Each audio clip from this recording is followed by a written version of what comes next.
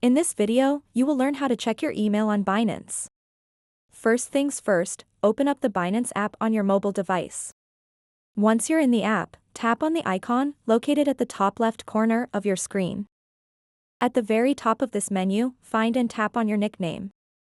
Now that you're on the account info page, look for registration info.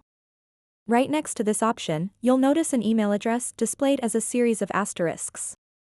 To view your email address clearly, simply tap on the button next to those hidden characters.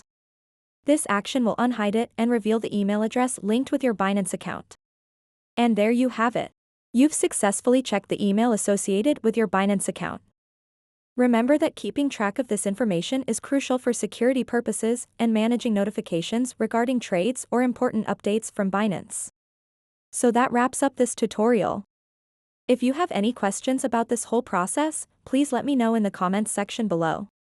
And if this video helped you out, please give it a big thumbs up and subscribe to this channel for more tutorial videos like this one. Thank you so much for watching and have a good day.